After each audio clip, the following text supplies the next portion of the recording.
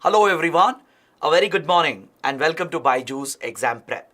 Welcome to the daily Hindu news analysis.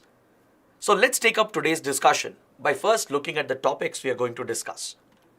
I have chosen a total of 10 articles from the Delhi edition of the Hindu newspaper.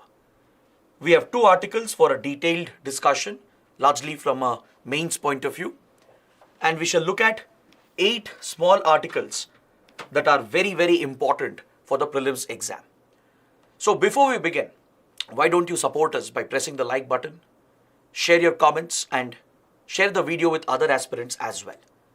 And also don't forget, after the session ends, directly head to our Telegram channel because we have a quiz on some of these topics which will help you revise these articles. The link for the Telegram channel is provided in the description box below. So let's begin with today's discussion by looking at the first article from page number 1.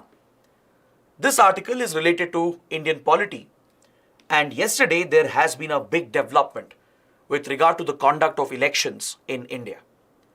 The government of India has announced that it is going to set up a committee under the chairmanship of former President Ramnath Kovind to study the feasibility of introducing simultaneous elections to the Lok Sabha and the state assemblies. Essentially, this deals with the concept of one nation, one election, which has been making a lot of news over the last few years. The concept of having simultaneous elections to the parliament and the state legislatures has been pushed by various leaders and various committees from many years. Especially by Prime Minister Narendra Modi, there has been a renewed push since 2014 to introduce simultaneous elections to state assemblies and to the Lok Sabha. Even former President Ramnath Kovind had spoken in favor of one nation, one election when he addressed a joint sitting of the parliament in 2018 and when he delivered a presidential address as part of his responsibilities. So that shows the inclination of the present government to push for a debate on the topic of one nation, one election. So let's examine this issue in complete detail as it holds great significance for Indian democracy. The idea of one nation, one election essentially refers to the conduct or the holding of elections simultaneously to the state assemblies while the general elections are being held to the Lok Sabha. There are many advantages that arise from holding such parallel simultaneous elections, and there are many concerns as well that come up because of this proposal. In fact, it's a very controversial, debatable topic because these reforms, they are strongly opposed by various experts and as well as by opposition parties. So let's understand the arguments in favor and against, and let's also look at the background to this concept. Because the concept of one nation, one election is not new. It's not being pushed in the last few years. This concept has existed since many years. And in fact, post-independence, India did have one nation, one election concept. The initial general elections of 1951-52 and as well as 1957, these were simultaneous elections held for Lok Sabha and as well as state assemblies. So it's not an entirely new concept. Even the elections of 1962 and 1967 were by and large simultaneous to the Lok Sabha and state assemblies. This pattern was first broken, it was first disrupted when the state government of Kerala was dismissed under the provisions of Article 356 by the then Nehru government, when President's rule was imposed in Kerala by dismissing the communist state government in Kerala. This disrupted the simultaneous terms of state assemblies and the parliament for the first time. It was in 1959. That's why the first 2 elections, that is of 1951-52 and 1957, those 2 were simultaneous elections for all the state assemblies along with the Lok Sabha. But the following elections in 1962 and 1967, there was a disruption in some state assemblies where their terms had ended prematurely, mainly because of imposition of President's rule under Article 356. So gradually we saw a disruption in the schedule. We saw that many state assemblies, they ended prematurely, right? Either there would be a lot of defections in the ruling party, causing the collapse of the government, causing the dissolution of the house as well, which would introduce fresh elections. Or there would be cases where the central government would impose president's rule under Article 356, and it would lead to the premature dismissal of the state assembly. Even at the center, from 1970s to 1980s, and even throughout 1990s and early 2000, we saw that several Lok Sabhas, they ended their term prematurely. We had coalition governments that would fall due to lack of support. So Lok Sabha was also dissolved prematurely multiple times, causing a complete mismatch in the election cycle of the Lok Sabha and the state assemblies. So now, what exactly is the advantage of holding simultaneous elections? What kind of support has existed before for this concept of one nation, one election? Let's understand this. See, particularly by 1967, after the Kerala state government had been dismissed under president's rule, the Congress party, which was dominating India's electoral scene, started suffering a number of setbacks. There were many defectors from the party, many new parties came up at the regional level, and as a result, several state governments ruled by the Congress, they fell very quickly. Due to back-to-back defections and premature end of the term of several state assemblies, several governments fell and premature elections had to be held. So a complete mismatch between Lok Sabha elections and state assembly elections had occurred by early 1970s. Today, there are very few state elections which coincide with the national elections. This includes the elections of Andhra Pradesh, Odisha, Arunachal Pradesh and Sikkim. These state assembly elections are often held parallelly, simultaneously with the general elections to the Lok Sabha. Apart from that, in every other state, there is a mismatch which has occurred due to the premature end of the term of the state assemblies and the Lok Sabha. This idea was revived again in 1983 by the Election Commission of India, which suggested that holding simultaneous elections has a number of benefits. We will discuss those advantages one by one. We'll come to that. But the Election Commission of India has supported the idea, and even recently, just last year in 2022, the Election Commission was confident that it could pull off simultaneous elections across the country. When the idea was floated again and a parliamentary committee was examining the issue last year, the Election Commission stated that it is confident to hold simultaneous elections and it has the logistical operational capabilities to pull off a simultaneous election across the country. In early 2000, then Prime Minister Atal Bihari Vajpayee had picked up this issue with opposition leaders including Congress President Sonia Gandhi. Then we had L.K. Advani bringing back the issue with Prime Minister Manmohan Singh. In 2010, there was a fresh debate regarding one nation, one election. Then post 2014, under Prime Minister Modi, there have been several discussions and repeated push given by the ruling party as well to push for one nation, one election. In fact, this was included in the BJP's election manifesto in 2014. In 2019, when the Prime Minister addressed the country during the Independence Day celebrations at the Red Fort, even there he reiterated the government's commitment to introduce simultaneous elections.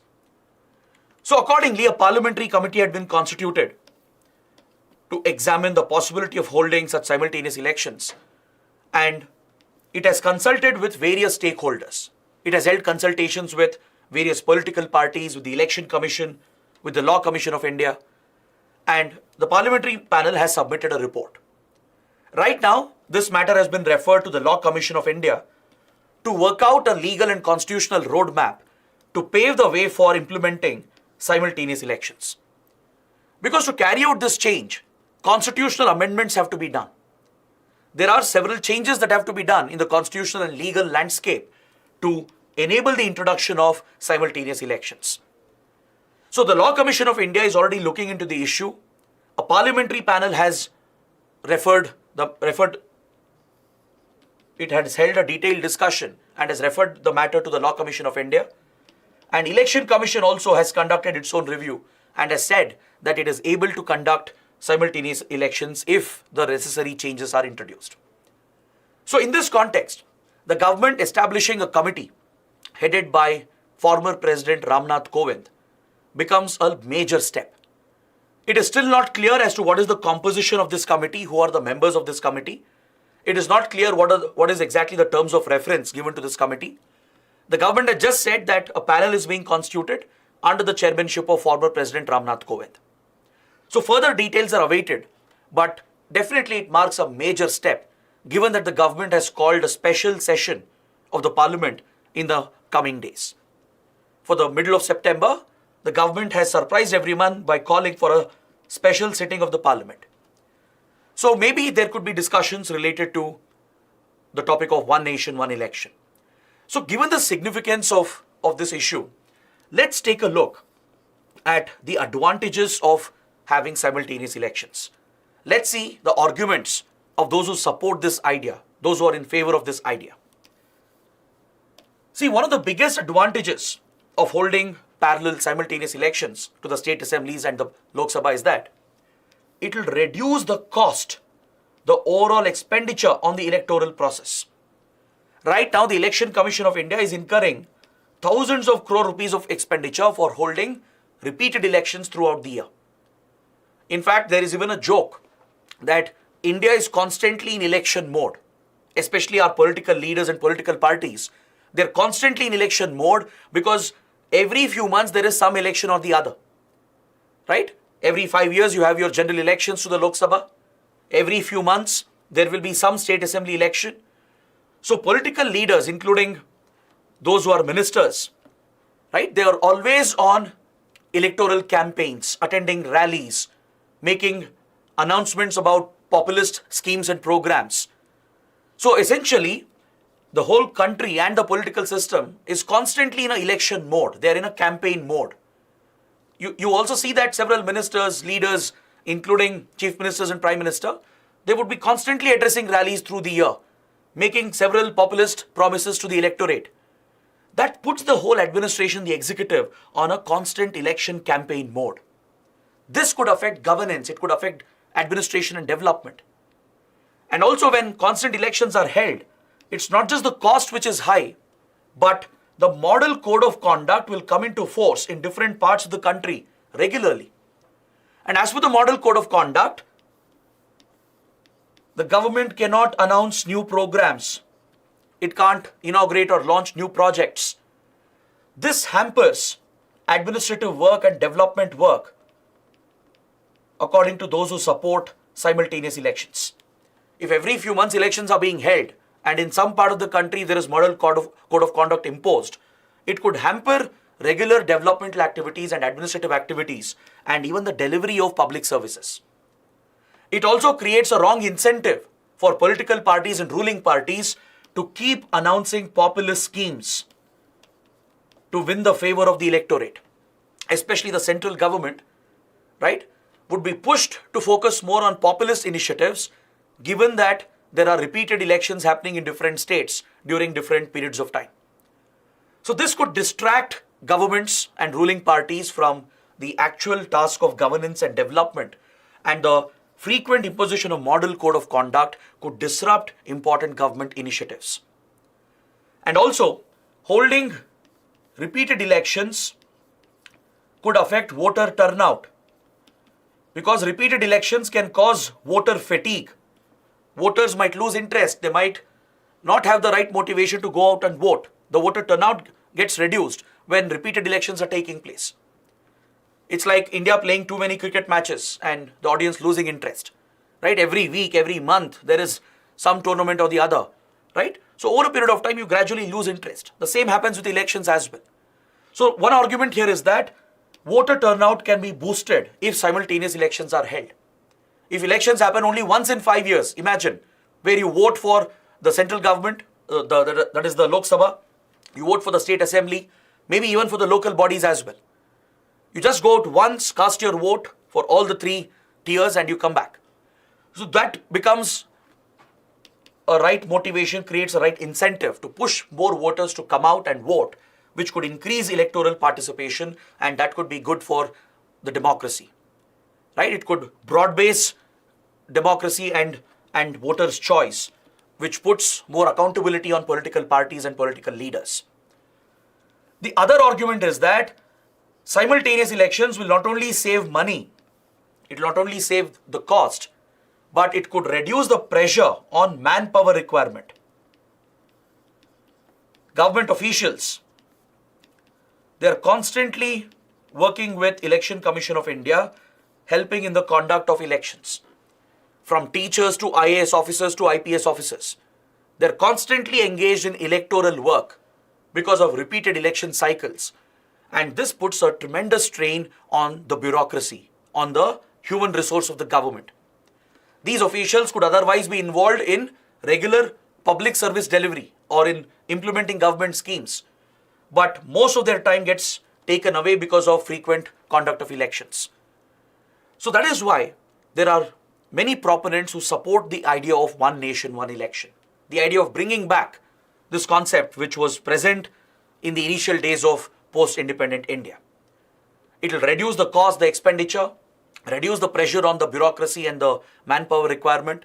It could incentivize the voters to come out and vote and increase voter turnout. It could allow ruling parties and governments to focus more on governance and development rather than in being in constant election mode. So these are the advantages of introducing simultaneous elections. But at the same time, there are several concerns as well. There are some serious concerns and challenges. Critics, especially legal constitutional experts, and even several opposition parties, particularly regional parties, opposition parties and regional parties, they are deeply concerned about this idea. In the past as well, there has been strong opposition against the idea because they do have a valid concern. One of the biggest drawbacks is that holding such a massive nationwide exercise could become logistically and operationally very, very challenging, and the Election Commission may not be able to pull off such a massive exercise. Today, in a country of 1.4 billion population, with a large electorate which is above the age of 18 years, it's not going to be an easy task to arrange the logistics and the operational efficiency needed to conduct free and fair elections. How will the Election Commission manage security across the nation if simultaneous elections are happening? Do we have enough security forces? What about electronic voting machines and VVPAT machines? These machines are critical to our electoral process. EVMs and the paper audit trail, the voter verifiable paper audit trail machines, they are available in limited numbers. Right now, what the Election Commission is doing is that it is staggering elections, that too in different phases across the country, and moving the EVMs and VVPAT machines around the country and also utilizing the security forces accordingly. So this allows the Election Commission to plan accordingly and effectively conduct elections in different parts of the country by utilizing the available resources. But if simultaneous elections have to be held, according to several estimates, we will need at least 2 or 3 times the number of EVMs that we have currently. We will need at least 4 to 5 times the VVPAT machines that are currently available. So this again increases the cost, the expenditure. Can Election Commission procure the resources and deploy them across the country? Can it ensure the sanctity of the electoral process? Can it effectively enforce and monitor the model code of conduct across the country? So these logistical operational issues come up, and this is definitely a valid concern. Along with that, there is a fear, a very genuine concern that simultaneous elections could favor one major national party. It could favor certain leaders who have a popular nationwide image, and it could lead to a situation where voters will start voting in state elections by looking at national leaders and national parties. Now this could subvert democracy itself. It could lead to the subversion of free and fair elections. Because see, state elections are ideally, they have to be fought with regard to state issues, right? State related issues specific to water, education, right? Such developmental work at the state level, that should become a priority when voters are casting a vote. But if national elections are being held parallelly, right? Big national parties with more money power, with more popular leaders at hand, can easily project national issues at the state. National issues like national security, foreign policy, which are union subjects, they could be pushed as part of the campaign to win favor for the national level parties, thus disrupting the very idea of the electoral process, where voters will be in a way tricked to vote for few preferred parties and few preferred leaders by looking at the national picture, which could lead to subversion of state level politics. This could lead to the wiping out of regional parties, which currently provide a critical voice at the regional level and local level. So national parties will become more significant, more prominent. National leaders would gain more prominence, leading to the very disruption and subversion of the idea of democracy. So these are some very serious, genuine concerns that exist, and hence there is strong opposition against the idea as well. And also it's not easy to bring out these changes, because to introduce simultaneous elections, it will require constitutional changes to be done. Constitutional amendments are necessary. At least 5 constitutional amendments are needed, because currently the term of different state assemblies and the Lok Sabha is not in sync. That has to be brought in sync. And how can you bring the term in sync? You can bring the term of state assemblies in sync with that of the Lok Sabha by ending or by prolonging the existing term of state assemblies around the country. For example, there are several states where recent elections have happened, like Karnataka, for example. The government is just few months old. It still has a good 4 years left. Now imagine, hypothetically, if next year simultaneous elections have to be held in 2024, parallelly to the general elections, it means that in Karnataka, the state assembly has to be terminated. Its term has to be ended, right, within 1 year of elections. There are other states which are headed for elections this year itself. By October, November, December, there are few state elections scheduled. So if simultaneous elections have to be held, hypothetically next year, then these state assemblies, their term has to be extended, prolonged beyond the 5-year term which is mandated by the constitution. So this requires at least 5 constitutional changes. First, to Article 83 with regard to the duration of houses of parliament. Article 85 regarding dissolution of the Lok Sabha by the president. And corresponding articles at the state level. Article 172 and 174 that deal with duration of state legislature and dissolution of state legislature. And also the provision related to president's rule under Article 356. These 5 articles will have to be amended. It would require special majority and support from the states as well to get these amendments done. Is that clear? So since this represents a major change, it could have very serious consequences for the very future of Indian democracy. There should be a broad-based, transparent debate on the issue. So what should be the conclusion here? I'm taking the help of this editorial from Indian Express to provide a more balanced view and opinion. The Indian Express says that one nation, one election idea is definitely worthy of being considered, right? It's an idea which can be considered because of the advantages it provides. Definitely there can be a debate. It's good that the government is pushing for a debate, setting up a committee. But what the editorial says is that this should not be pushed in a stealth manner. It should not be hurried.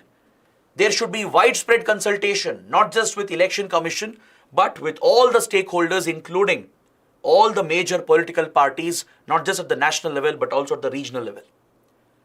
The opinion of state level parties, regional unrecognized parties should also be taken into account, because this would be a disruptive change.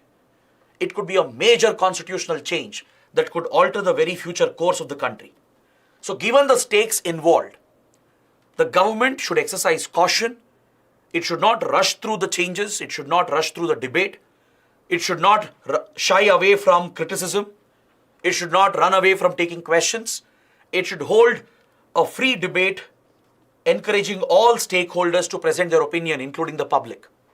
It should consult the required experts, take the opinion of Law Commission of India, Election Commission of India, take the opinion of the new committee which has been set up, consult with all political parties, have an open, free debate on the floor of the House in the Parliament and in state assemblies. So generate that public opinion and ensure that this is done in a transparent, accountable manner. It should not be done in a hurried, stealthy manner where the government bulldozes through the criticism and tries to either ways introduce the changes. That shouldn't happen. So that is what is the concern being expressed by the editorial in Indian Express as well.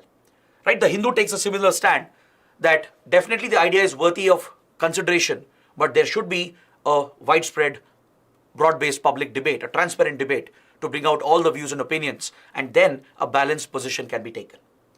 So please watch out for this big development. It's a very important topic under Indian polity. Next, on page number 12, we have an article that refers to the National Mission for Clean Ganga.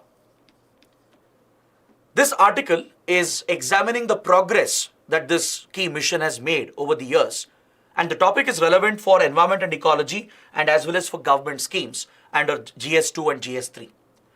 So let's understand the context in which this article has been brought out. What does it convey and what exactly is the National Mission for Clean Ganga?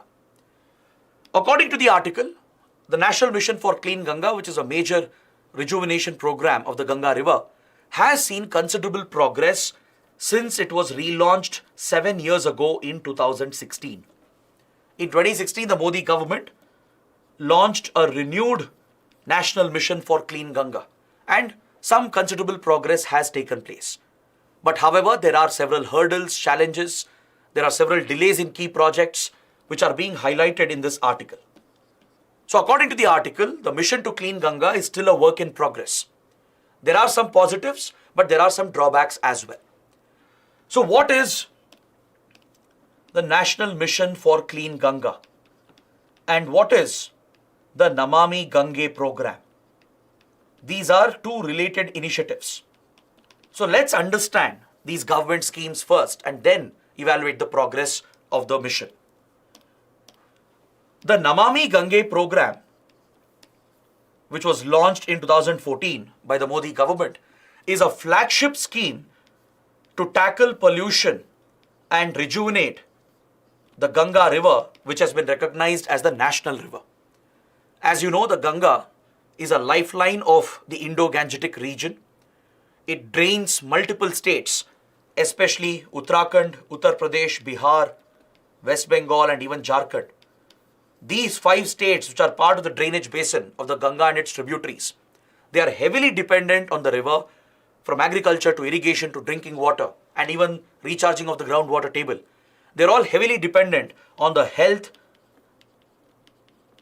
and status of the Ganga river, right?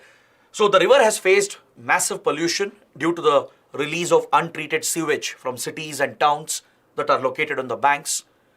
Also, chemical effluents which are not treated accordingly are released from industries and factories all along the river course. Take for example the Yamuna, a major tributary of the Ganga, and how the river has become heavily polluted, particularly in the Delhi NCR region. Urban sewage and industrial effluents are directly released, causing massive pollution of the Yamuna. You see similar concerns along the entire course of the Ganga, particularly in Uttar Pradesh, right from Prayagraj towards Bihar. As the river flows down, there are multiple cities and towns with dense population. There are multiple industrial clusters. They all release sewage. Lot of solid waste is dumped. Hazardous waste is released, and industrial effluents are released directly into the river. So the main focus here is to tackle pollution, tackle water pollution, improve sewage treatment, ensure that sewage does not enter the river, and conserve the river and the river basin and provide for the rejuvenation of the entire ecosystem and the biodiversity that is dependent on the Ganga. Right? There are many important aquatic species. There are many bird species that depend on the Ganga river. Right? We have many protected areas along the course of the Ganga. So rejuvenating the ecosystems and biodiversity is also a priority under Namami Gange program. This is being implemented under the Jal Shakti Ministry, and the National Mission for Clean Ganga, or NMCG, acts as the implementation arm of the scheme. Is that clear? So if you look at National Mission for Clean Ganga, it has been registered as a society in 2011 under the Societies Registration Act. Earlier, it was responsible for implementing the National Ganga River Basin Authority decisions. We had the National Ganga River Basin Authority set up under the Environment Protection Act of 1986. The Environment Protection Act that was introduced after the Bhopal gas tragedy provides for tackling pollution, tackling air pollution, water pollution, etc. And under the provisions of Environment Protection Act, the National Ganga River Basin Authority had been constituted. It was headed by the Prime Minister, and the decisions of the authority would be implemented by the National Mission for Clean Ganga set up in 2011. Now, the National Ganga River Basin Authority does not exist. It has been dissolved. It has been replaced by the National Ganga Council. It's been replaced by the National Ganga Council, and the prime objective of the National Mission is to act as the executive arm or the implementation arm of the National Ganga Council. So all the key decisions of National Ganga Council and the major initiatives of Namami Gange program are implemented through this authority, the National Mission for Clean Ganga. The main objective of National Mission for Clean Ganga is to adopt a river basin approach, focus on the entire Gangetic river basin as far as cleaning and conservation efforts are concerned, and promote the sustenance of ecological flow in the Ganga, maintain the minimum ecological flow that is needed to sustain the aquatic life forms, to sustain the ecosystems and biodiversity that depends on the Ganga. So for this purpose, a clear vision has been laid out for the Ganga cleaning program. The vision talks about maintaining continuous flow, or also known as Aviral Dhara. Ensure that there is constant flow of water. It's a perennial river fed by the Himalayan glaciers along with the monsoon rainfall. So it's very important to restore the continuous flow in the river, which has been disrupted mainly due to encroachment. Several channels of the Ganga and its tributaries have been blocked due to land encroachment by the real estate mafia, especially near cities, towns and industrial centers. There is also a lot of dumping of solid waste and silt deposition, which affects the continuous flow of water in the Ganga. So maintaining Aviral Dhara is a top priority under the mission. And also please understand, when water flows continuously in a river, it helps in tackling pollution as well. It helps in removing some of the substrates and solid waste materials. It helps in maintaining the cleanliness of the water. Stagnant water tends to become more turbid, right? It becomes more vulnerable to spread diseases and becomes a source of contamination as well when waters are stagnant. Maintaining continuous flow, natural continuous flow, and ensuring minimum ecological flow will ensure the health of the river and the river bank and the ecosystems that depend on it. The other focus is to ensure Nirmal Dhara. Ensure that the flow of water, the water which is flowing, is unpolluted. That is, tackle pollution. Block the entry of sewage completely. Block the entry of industrial effluents. So the focus should be on sewage treatment and effluent treatment. So this has been made a priority under the Namami Gange program, which is implemented by the National Mission for Clean Ganga. So focusing on sewage treatment, cleaning the river, tackling pollution, rejuvenating the water body, the river bank, and the biodiversity around it. These are priorities of this critical program. So to implement this vision, we have a 5-tiered structure with National Ganga Council being the apex body at the top. It is headed by the Prime Minister, and it consists of several members from key ministries, including Jal Shakti Ministry and Environment, Forest and Climate Change Ministry. Then you have an empowered task force on the Ganga River, chaired by the Union Minister for Jal Shakti. Then we have National Mission for Clean Ganga, acting as the implementation arm or the executive arm of the program. And you also have similar committees at the state level and district level. So there is a tiered architecture which has been created to implement these initiatives. The National Mission for Clean Ganga comprises of a governing council and executive council. in order to implement the decisions of the National Ganga Council and the Empowered Task Force. So the whole focus of the program is on sewage treatment, especially in cities, in urban centers. The focus is on curbing pollution, blocking the entry of untreated sewage water completely, and ensuring that polluted water is treated before being released into the river. The focus is on effluent treatment as well, as I was mentioning. It also prioritizes conservation of the groundwater table, ensuring adequate percolation of water into the groundwater table to recharge the groundwater table. Because across the Gangetic Plain, the aquifers, the groundwater table has been overexploited. So recharging the groundwater table is also a priority, along with maintaining the natural buffers and vegetation, maintaining and conserving the wetland ecosystems, conserving the aquatic species, especially the river dolphin, the Gangetic river dolphin, which is the national aquatic animal and also an endangered species. It's listed as endangered on the IUCN Red List, the South Asian river dolphin, right? So conserving and protecting the biodiversity, including the bird species and aquatic species, is a top priority, and it calls for involving the community and as well as private enterprises if required. It calls for government, private and public community participation to achieve the goals of this mission. Now coming to its progress, the article says that the renewed mission was launched in 2016. So it has been 7 years since the renewed mission has been implemented, and there has been some considerable progress. Around 20,000 crores have been set aside for National Mission for Clean Ganga, and 20% of the sewage is being treated along the 5 states. In these 5 major states, which are part of the drainage basin, at least 20% of the sewage that is entering the Ganga river is being treated through sewage treatment plants. This is considerable progress, but it is not enough, right? That's what the article is indicating. According to the authorities, the sewage treatment capacity will increase to about 33% by next year, and this will be scaled up to 60% by 2026. So this is very slow progress according to the article.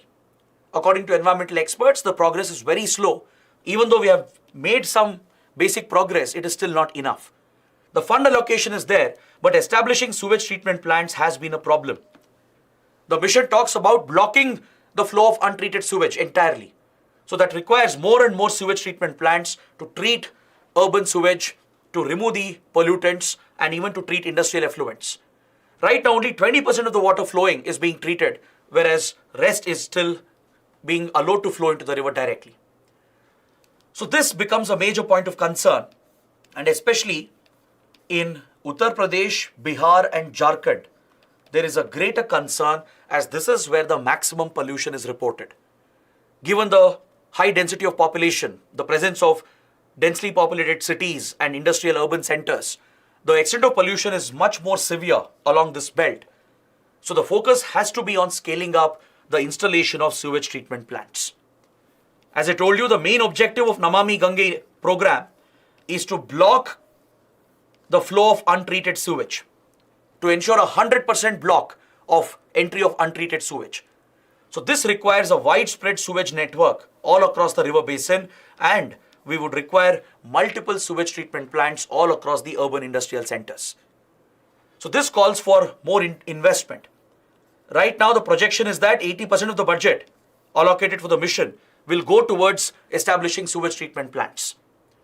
So timely allocation and dispersal of funds has to be ensured. Right now, there has been some forward progress. The program has picked up pace in the last few years. A lot of sewage treatment plants have come up. Pollution has been tackled to an extent. There are signs that the water has become cleaner, but the progress is not enough. It will take many more years for us to achieve the vision of Namami Gange program. The major hurdle includes land acquisition.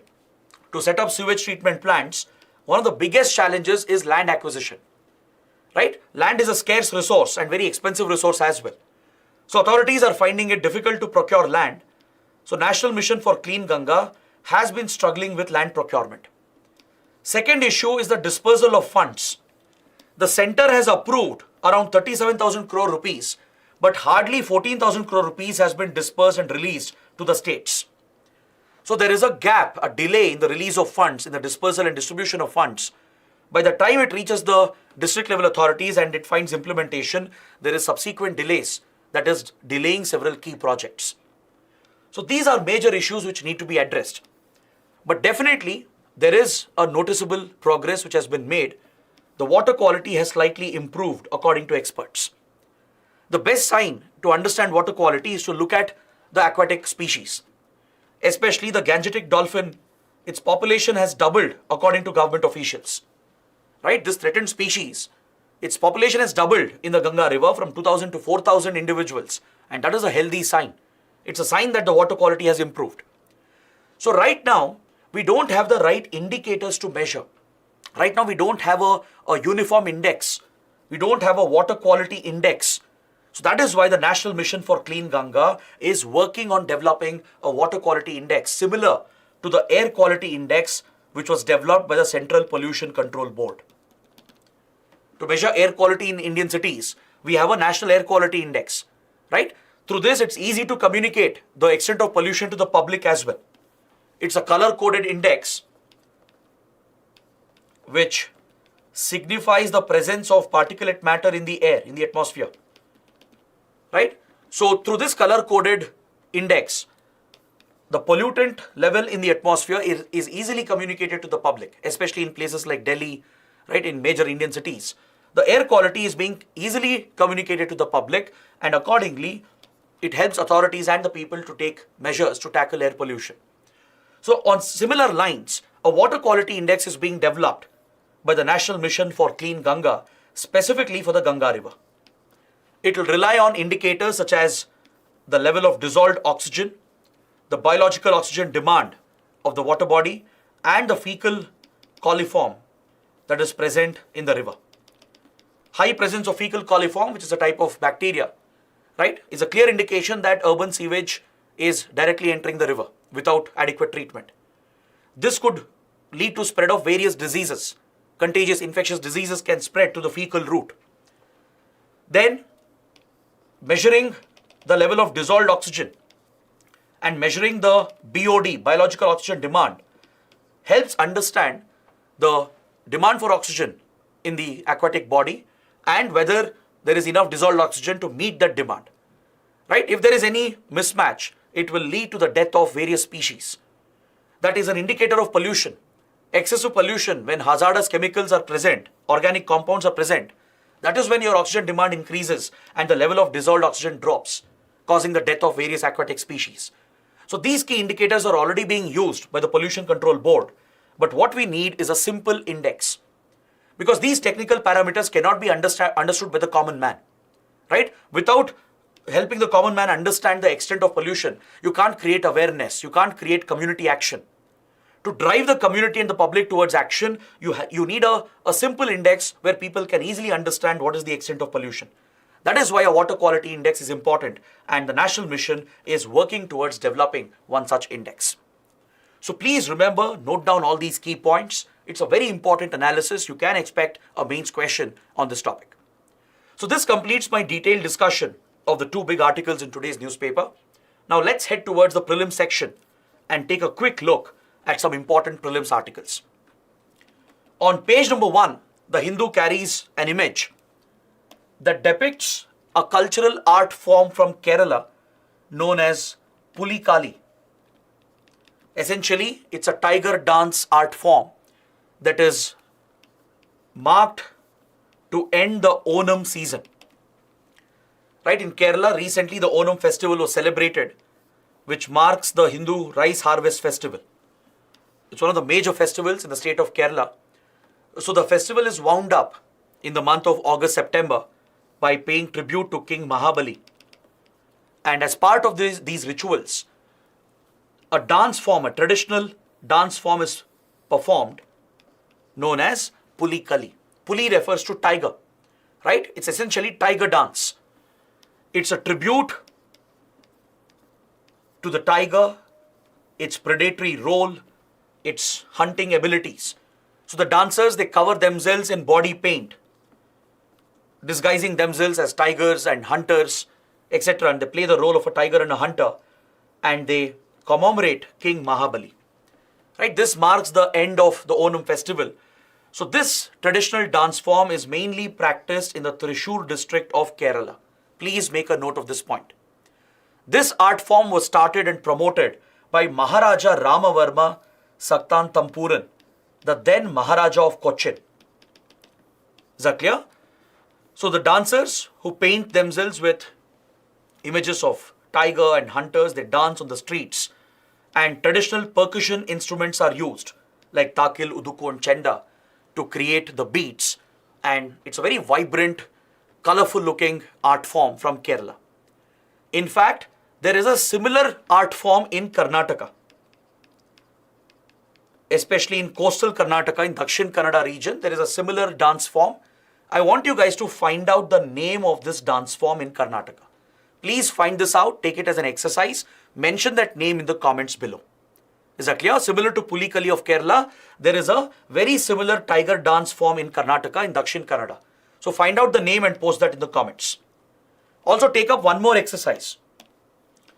With regard to one nation, one election, there are 3 countries in the world where simultaneous elections are held. So find out which are these 3 countries. I'll give you a clue. 2 of them are European countries. Alright? So there are 3 countries where simultaneous elections are held at the national, state and local level. So find out the names of these 3 countries and mention the names in the comments. These are 2 small exercises for you, and please mention that in the comments so it can help other aspirants as well. Now moving on to the next article on page number 1. We have an article that refers to the powers of the governor as the Chancellor of state universities. It's a very important prelims topic. Every now and then, the role of the governor, the office of the governor becomes controversial because of frequent standoff with the state government. Especially if the states are ruled by the opposition party, there is always an allegation that the governor is acting like the agent of the center and trying to meddle with the executive powers of the state. So in West Bengal and Bihar, as far as state university administration is concerned, a clash has erupted between the governors and the state government. In West Bengal, the governor has assumed the duties of interim VC, the interim vice chancellor's role, and he has ordered that in universities only the governor's order should be followed. Right? So this essentially curbs to an extent the powers of the state government in administering state universities. So it has led to a political standoff where the ruling parties in these states, they've accused the central government of misusing the office of the governor to create unnecessary problems. So let's understand more about the power of the governor related to universities. See, under the Indian Constitution, the governor performs few constitutional duties and roles, from addressing the assembly to tabling the bills, giving his assent, right? Playing a key role in formation of government, in dissolving the house. Those are the constitutional duties of the governor, right? Apart from the constitutional duties, there are few statutory duties as well. So one of the constitutional cum statutory duty which has been placed on the governor is that the governor of state becomes an ex officio chancellor of universities in certain states.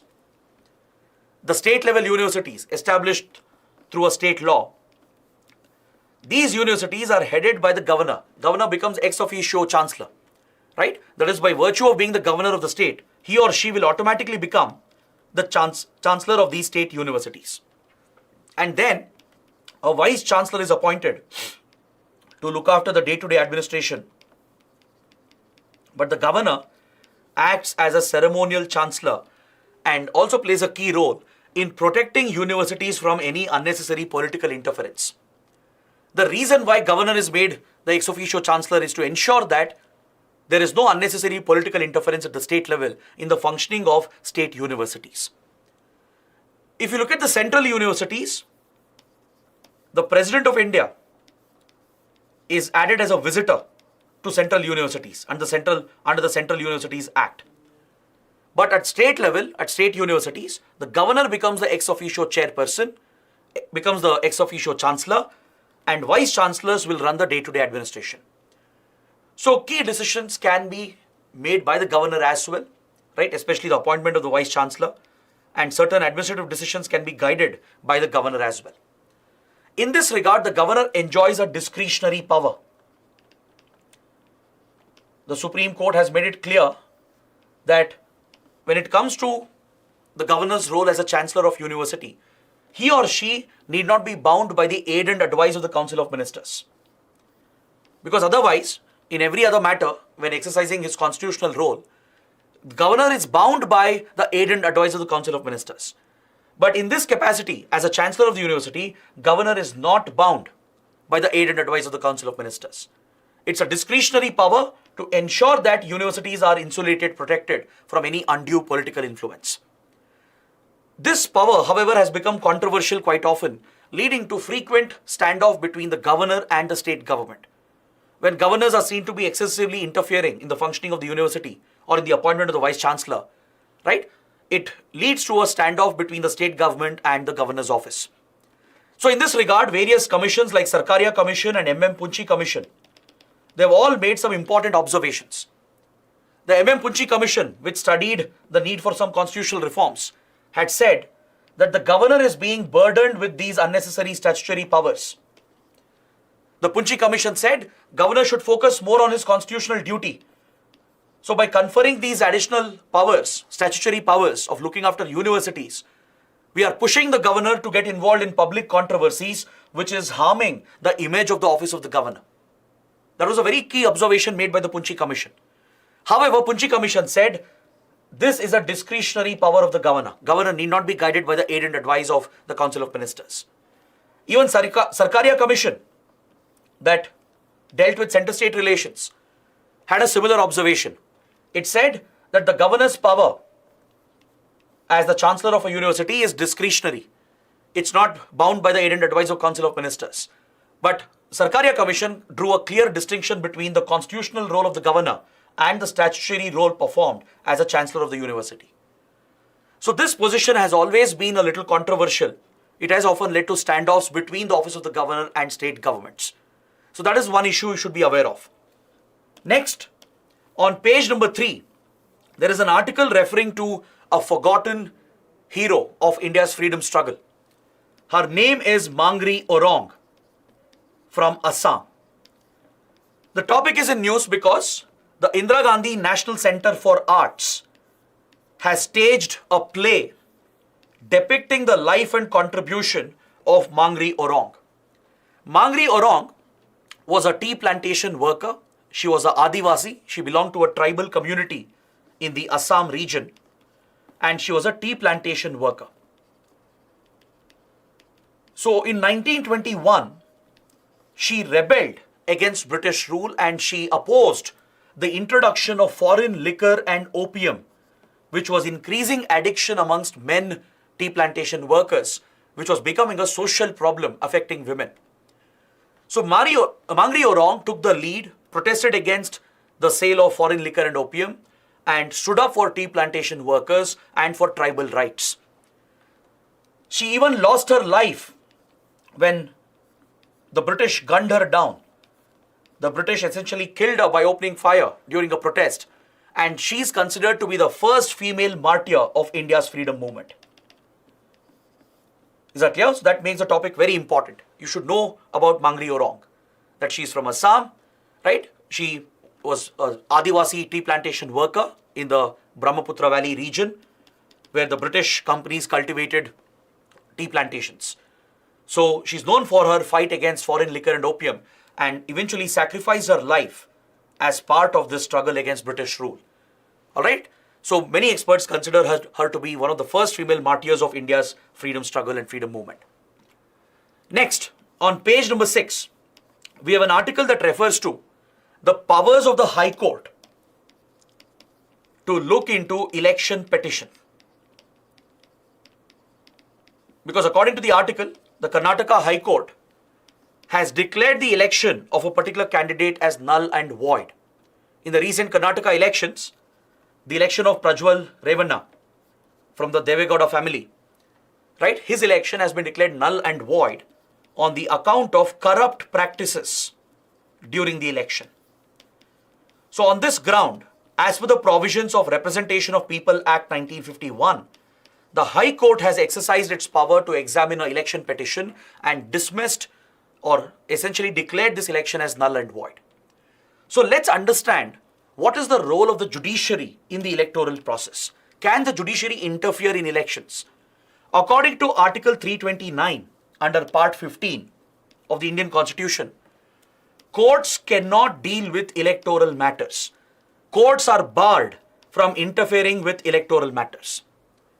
Is that clear? But however,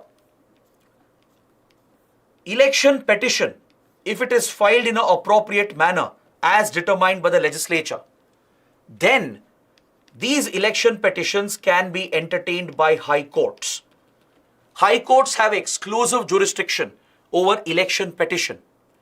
Election petition can be filed on certain grounds as prescribed under a law that governs elections in the country. Which is that law? That is the Representation of People Act 1951 enacted by the Parliament. This is the appropriate legislation enacted by the Parliament that governs elections. So here, election petition is defined. The grounds are defined where election petition can be raised, challenging the validity of an election. On these grounds, election petition can be admitted by the high courts and they have the power to declare an election as null and void. Even if a candidate has won the election, he or she can be dismissed and fresh elections can be ordered. However, the rival candidate cannot be appointed by the High Court. In this case, the rival opposition candidate from BJP urged the High Court to appoint him instead, since Prajwal Revana's election was declared as null and void. But High Court has refused this, saying it does not have the power to do that. It only has the power to look into the election petition, and if there are proven corrupt and wrong practices as given under Representation of People Act, then the candidate can be dismissed and the election can be declared as null and void. But High Court cannot install the next candidate as the MLA or MP of that constituency. That cannot be done. So these powers of the High Court regarding election petition is contained under Representation of People's Act 1951. No election can be called into question except by an election petition presented in accordance with provisions of this law. So the High Court has exclusive sole jurisdiction over such election petitions. And the grounds on which election petition can be brought up is clearly provided here. I've added that list. Kindly go through this later.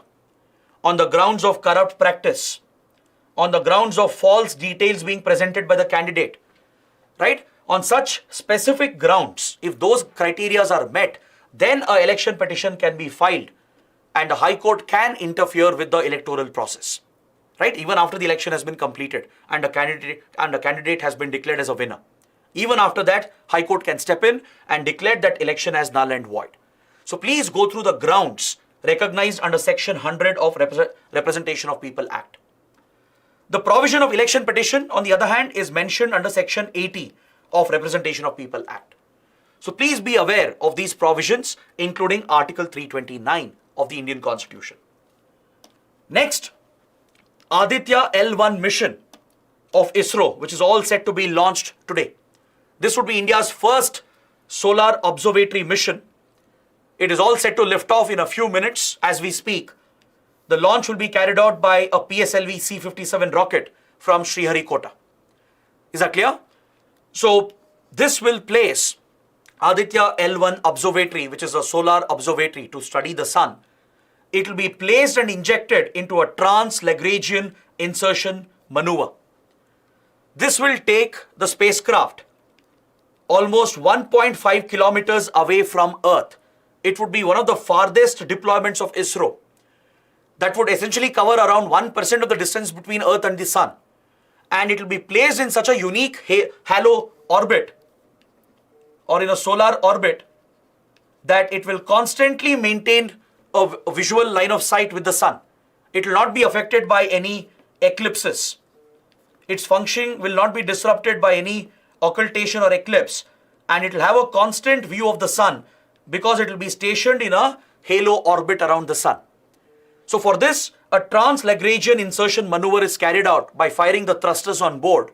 And this mission will take a good 110 days to be placed in the right orbit. Once it is placed in the right orbit, the payloads will start working and they will help us understand the problem of coronal heating on the solar surface. It will help us understand coronal mass ejection, solar flares, and how it impacts space weather. Because solar flares and solar magnetic storms that are triggered by mass coronal ejections can disrupt space weather. It can affect the functioning of satellites in orbit. It can even disrupt communication and electricity transmission on the ground. So solar flares have the potential to cause a major impact on human life and as well as on key electronic and communication equipment. So it's important to understand the phenomena along with understanding the processes going on inside the sun. This is where Aditya L1 mission plays a critical role. And in this mission, we will require the help of deep space networks to constantly maintain communication with the spacecraft. And European Space Agency is helping ISRO through its deep space network stations located in Australia, Spain, and Argentina. Similar to Chandrayaan mission, where we are taking the support of NASA and European Space Agency and their deep space networks to communicate with the lander and rover.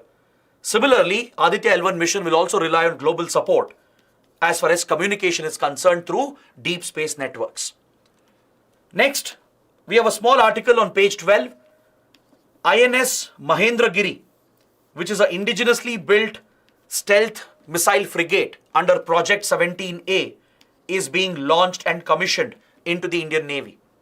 This will be the 7th and last stealth frigate under Project 17A series, and it improves the war fighting capabilities of the Indian Navy. So please make a note of this fact as well. Then on page 14, under the international relations section, there is a mention of Nagorno-Karabakh conflict between Armenia and Azerbaijan. Fresh strikes have been reported, fresh clashes have occurred, including a drone strike between Armenia and Azerbaijan, and 4 soldiers have lost their lives. So please be aware where this conflict is located. Look at this map. Nagorno-Karabakh region is located over here in Azerbaijan in the Eurasia region. So this is a conflicted area between Armenia and Azerbaijan, and the conflict has existed since 1990s. Recently, there was a short war a few years ago between Armenia and Azerbaijan, and the tensions continue to prevail and there are frequent clashes and standoffs going on. Essentially, it's a territorial dispute. And in this context of Nagorno-Karabakh conflict, India is also involved in some way or the other. India has started supplying major weapon systems to Armenia. India has very good relations with Armenia. We actually had good ties with Azerbaijan as well. But since Azerbaijan is closer to Turkey and Pakistan, our ties with Azerbaijan has been slightly affected, and India has sided more with Armenia, and we have supplied major weapon platforms like Swati weapons, locating radar, and even the Pinaka multi-barrel rocket launch system. Such key weapon platforms have been supplied to Armenia by India. So Azerbaijan has been critical of India supplying defense supplies to Armenia, right? So please know where the conflict is centered. The last article on page 12 again, it refers to China's new controversial map that was published, right? We had discussed this topic as well, where China claimed parts of Ladakh, that is Aksai Chin and Arunachal Pradesh, as part of Chinese territory. Right? This was in clear violation of India's sovereignty, and India rejected these claims and this map as well. Now, Nepal also has raised a question. Nepal also has raised a problem with the new Chinese map, and it's quite interesting. Because according to Nepal, this new Chinese map is showing Kalapani-Limpiyadhura Lipu Lake region as Indian territory, which is actually claimed by Nepal. This is related to the India-Nepal border dispute in the Kalapani region along the borders near Uttarakhand. See, Kalapani belongs to the Pithoragarh district of Uttarakhand, and it's under Indian control since independence. But Nepal has constantly claimed the region all the way from Kalapani to Lipu Lake Pass to Limpiyadhura based on its interpretation of Treaty of Sugauli. See, these boundaries between British India and then Kingdom of Nepal was drawn under the Treaty of Sugauli in 1816 after the Anglo-Nepal War. But the mistakes committed in the Treaty of Sugauli has remained, and post-independence, India and Nepal inherited these boundaries, and both sides have a different interpretation of the border. Under Treaty of Sugauli, the Kali River, or also known as the Mahakali, was used as a reference to draw the boundary. But there is no clarity on which tributary of the Kali is being referred to in the treaty. India's interpretation is that the easternmost branch of Kali is the mention made in the treaty. So India claims whole Kalapani region to itself, and the whole region is under Indian control. Because Lipu Lake Pass is strategically vital for India. We have a major military presence at Lipu Lake Pass, which is at the tri-junction of India, China and Nepal. Even China has a significant military presence at Lipu Lake, and Lipu Lake Pass also has cultural economic significance because it is a route for border trade between India and Tibet. Historically, Buddhists have traveled through this route, taking Buddhism towards China, towards Tibet, right? And it's also a route for Kailash Manasarovar Yatra. It's a shorter route, a more effective route for Hindu pilgrims to reach Mount Kailash in Tibet. So it has a lot of cultural, economic and historical significance, and a lot of strategic and military significance as well. India has built a major road, a strategic road, connecting Lipu Lake Pass with Darchula. But Nepal opposes all these activities of India, as Nepal's interpretation is that the westernmost branch of Kali is the boundary that has been referred to under Treaty of Sugauli. So Nepal claims this whole region from Kalapani to Limpiyadhura. But these Nepal's claims are dismissed by India. It was always a minor dispute which was not affecting the relationship. But recently, from 2019-2020, Nepal has aggravated the border dispute. Under leaders like KP Oli, when KP Oli was the Prime Minister of Nepal, he was largely seen as a pro-China leader, constantly supporting anti-India sentiments in Nepal. So under his rule, right, there were several instances where Nepal instigated this issue and made it a very big border issue. This issue has persisted from several decades. It's an issue dating back to 1816. It was never a major issue that affected India-Nepal relations. But recently, KP Oli pushed for a constitutional amendment in Nepal's parliament, and Nepal also published a new map showing Kalapani region, Limpiyadhura region as Nepal's territory. This move by Nepal had increased tensions with India a few years ago, and it remains an unresolved dispute. So now Nepal has opposed the new map of China, as apparently it shows Kalapani as part of India. Right? So that's why I said it's a very interesting development. So on this note, I would like to conclude my discussion for today. Please take up the practice questions for your answer writing practice. It's based on the topics that we have already covered. So please try and write an answer to these questions and post them in the answer writing portal, for which link is provided in the description box below. Also head to our Telegram channel because we have a quiz on these topics and you can revise these articles again. So the link for the Telegram channel also is in the description box below. So that is it from my side. I hope you guys liked the session. Do let me know how it went in the comments. Press the like button and subscribe to our channel. So I'll see you tomorrow. Till then, take care. Have a good day.